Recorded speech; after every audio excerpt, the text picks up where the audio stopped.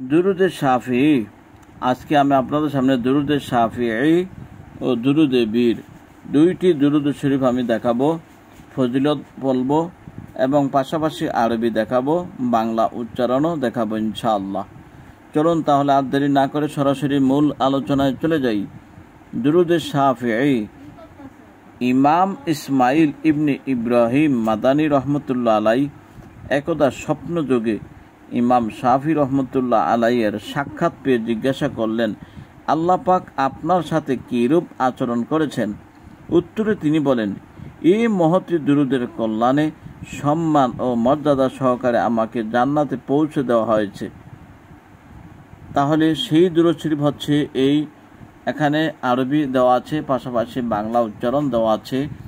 আল্লাহুম্মা সাল্লি আলা সাইয়্যিদিনা মুহাম্মদ কুল্লামা যাকারহ যাকিরুনা কুল্লামা গফালা আন যিকরিহিল গাফিলুন। এখানে বাংলা উচ্চারণ দেওয়া আছে। তাহলে আমরা দুরুদে শাফিঈ জানলাম। এবার আমরা জানব দুরুদে বীর কাকে বলা হয়, দুরুদে বীরের ফজিলত।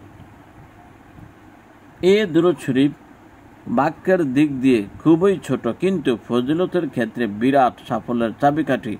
এছাড়া যদি কোথাও কলেরা, বসন্ত ও মহামারী দেখা দেয়, তাহলে সন্ধ্যায় কমপক্ষে 3 বার এই দুরূদ শরীফ পাঠ করলে আল্লাহ পাকের রহমতে সেও তার পরিবার পরিজন ওইসব রোগ হতে মাহফুজ থাকবে, হেফাজত থাকবে।